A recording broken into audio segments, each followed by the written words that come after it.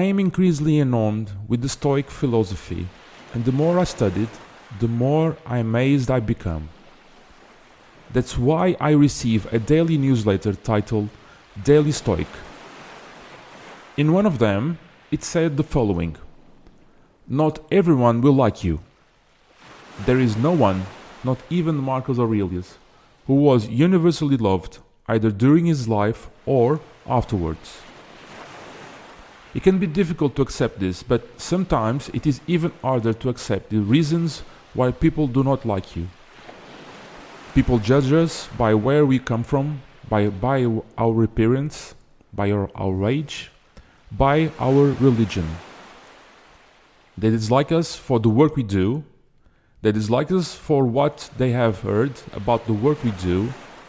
They dislike us for real and legitimate reasons, mistakes we have made, positions we have taken, and for completely fabricated reasons. They projected their own insecurities, their own problems onto us. They attribute to us the consequences of their own ignorance, their own deficient comprehension skills, their own poor taste. Have you ever seen, as Kipling said, the truths you have spoken twisted by knaves to make a trap for fools? It is something maddening and sad. Epictetus, however, says we must face all with a smile. In fact, he joked that when we find ourselves criticized or disliked by some stranger, instead of trying to convert them or argue with them, we should simply say to ourselves, "If only they really knew me, they would like me even less." The fact that people dislike us or invent ridiculous reasons should not bother us. Superficial and unfounded criticism are not what we should be concerned with. Instead, let's focus on what we know we can improve, where we're not meeting our standards. And if there is any external feedback we consider, any approval we seek, let it come from people who know us well, who we admire. We can ignore everyone else. This immediately reminds me of a colleague from university. The name I will use is not their real name, but their story is true. It's like superheroes. We all know their story, why they exist, but we don't know their real name. However, I think it hardly matters because he has passed away. He died due to his diabetes. He died before finishing his degree. And the short time I spent with him made me like him a lot. In fact, he probably liked me more than I liked him. Unfortunately, I said no. My consciousness at the time didn't allow me to see the greatness of the human being he was.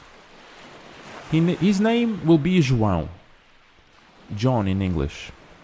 The same name as my middle brother. Like my middle brother, João from university was one of the kindest people I ever known. Here is his story. This is the David and Goliath podcast, and I will tell you real stories from normal people who had great mighty wars and defeated their giants. I met João in October of 1994, which means it was 30 years ago when we were admitted into the Faculty of Engineering at the University of Porto. I was 18 years old, and I was so naive, so inexperienced, so insecure. I say this now, but at the time I felt the opposite, the number one. There is a tradition here in Portugal, in the universities, that when a freshman enters the university, they are immediately asked. I can say it is a very old custom. We were always asked after classes because the older students at the time were afraid of being reprimanded for disturbing the normal functioning of the institution. It was in these classes, a theoretical class of mathematical analysis 1, that I met João. I sat in a seat in a large amphitheatre, and by fate or not, he and Pedro, another guy, sat next to me. Both were from the city of Porto, so it was quite natural that they noticed I wasn't from the city. They asked me, "Are you from Açores?"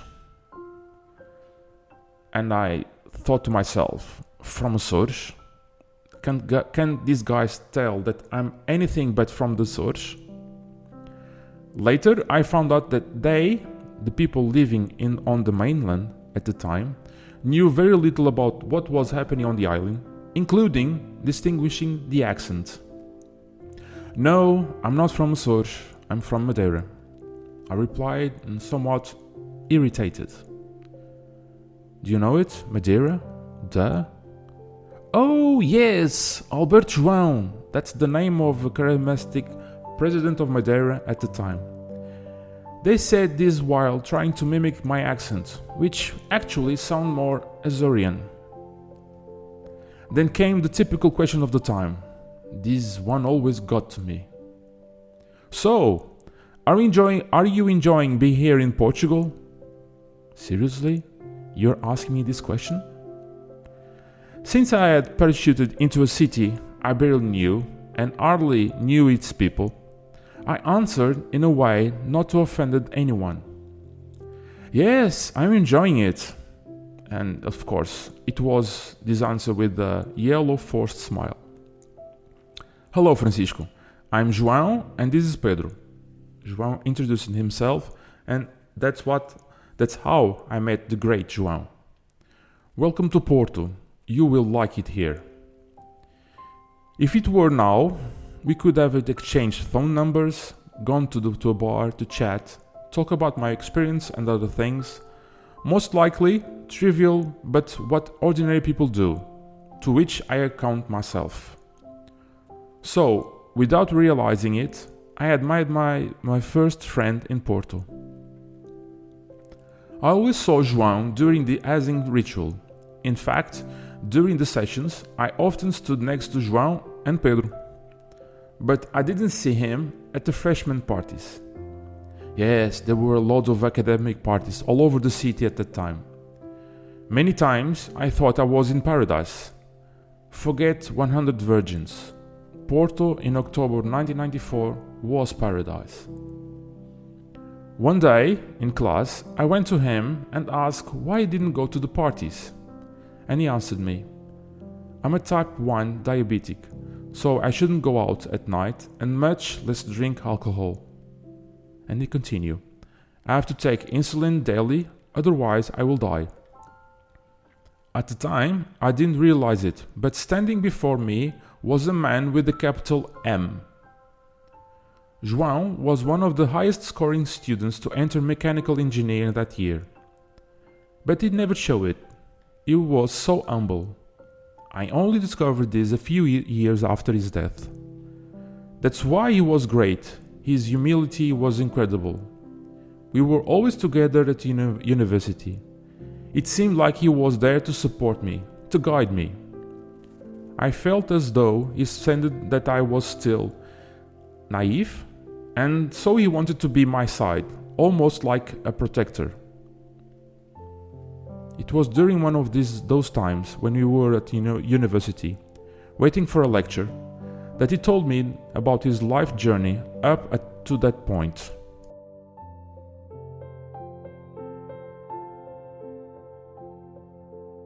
João was born in 1976. I don't remember the month.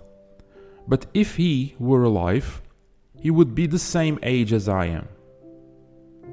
You know, Francisco, I've always had health problems. It's not a recent thing. He started telling me one of those times when we were at university, waiting for a practical or theoretical class. You don't know me, but I am a tall person, 1 meter and 92 centimeters of height. I take after my father, and like my father, I am dark-skinned. João was as white as chalk. He had blue eyes, curly hair, and wore glasses with brown frames that covered all his face. He was a quiet character. We laughed a lot. João was short. I don't know exactly how short, but shorter than most people, I think. Since I was a kid, I've been diabetic, but I managed to overcome all other battles I had early in my life, he told me, proud of that achievement, but at the moment, I didn't fully grasp it. When I was a kid, I must have been about 6 or 7 years old. I don't know. At that time, I had wear of orthopedic boots to strengthen the inward curvature that I had in my legs. He recalled telling me this in a typical Porto accent. Whenever my father told me we had to go to the orthopedist, I always got annoyed because I just didn't like to the doctor's office. He said with somewhat exasperated expression, as if revealing the situation. But what was it about the doctor's office that made it so annoyed? I asked, curious to know the answer. He replied, I will tell you how it was and then you have your picture, okay? So we started. The day of the appointment would come. First, we would arrive at the reception. It was like a long corridor, but in reality, it wasn't. There were several chairs for the patients to sit on. If you sat and looked to your left, you'd see the person in charge of the doctor's schedule. I don't remember what she looked like, but I remember the desk was dark brown, with papers piled up on both sides, probably other patients' files, and a green old phone with a piercing bell that felt like it was drilling into our eardrums. At least, it did to mine. My father would always go to her to give my name and confirm the appointment with the doctor. The walls were covered with white tiles, immaculately white. So white they must have cleaned every crevice with a cotton bud. The floor was light green with dark shapes resembling squares or triangles, I'm not sure. There were no pictures, not a single one. The light was so white, so metallic that sometimes it hurt my eyes. It gave such an artificial feel to the place, like something out of a science fiction film. And the smell, oh my god, the smell, was that typical hospital smell. Disinfectant mixed with an alcohol scent that seemed to be used only in these environments. No one spoke in that space.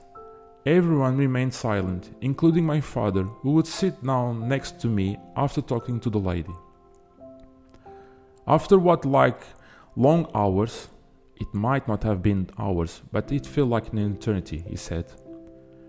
The piercing light green phone would ring. The lady would get up, walk toward us, and show us the way to the doctor's room. We entered a reality opposite to that of the reception. Everything was dark, except of the doctor's desk, with the light white shining on the papers, where he was writing as we walked in, while he welcomed us. He sat in some very comfortable chairs. Shortly after, he would get up, turn on the light, and have me look at my legs. He would make me walk, observing closely all the details that my legs revealed to him. He would point out a few things, look at my father, and say, "It has improved, but not enough. Come back in 4 months to see the progress. For now, keep wearing the boots." Oh, I felt devastated. At least another 4 months. Most likely another year. I couldn't stand those boots anymore. 2 years of torture. At least 4 months, he empathized at least to return that place. Oh man. The problem was that my knees were inclined inwards. He meant towards inside of his legs. So when I left that office, I promised myself that I wouldn't spend more than 4 months with those boots I hated. Whenever I walked, and I was aware of them, I would correct the posture of my legs. So, in addition to the boots helping me wherever I wanted them to do or not, I was forcing myself to get better. We all know we live in a cruel world. Just Marcus Aurelius, the Emperor of Rome, João was teased at school because of the boots and his way of walking. Francisco, I cried a lot because of this, João recalled. But like every hero in this podcast, João turned his pain into challenges. And he continued. Since I was teased because of those damn boots, I started to take revenge through my studies. I studied like crazy. I know I grasped things quickly, but I wanted to work hard to be the best in school.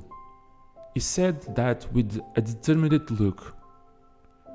And he did manage to become the best in school and at the same time get rid of those cursed boots. He continues, when I went back, the doctor was amazed how quickly I had improved. And yes, I could now wear normal shoes, just like everyone else. Hallelujah. I remember him saying this with such a conviction and pride. I stopped going to that sterile office that made me so nauseous, he recalled it with a laugh. Suddenly, he was no longer known as the cripple, but as the best in school, the brain, the Einstein, as he called himself. I never went back to the office, fortunately, but unfortunately, I have to go to the hospital when I have a crisis. This is something I haven't gotten rid of yet. And I don't know how. Maybe I will have to live with it. As long as I always come out, that's what matters. It said that again with a such determination. How well I remember this moment. João didn't manage to finish the university. Up to the 4th year, he completed everything on the time, without failing any subjects. Always with good grades.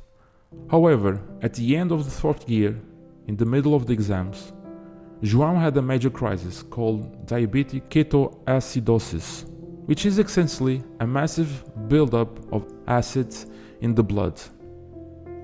He couldn't overcome it and died. What a shame. I couldn't spend more time with him.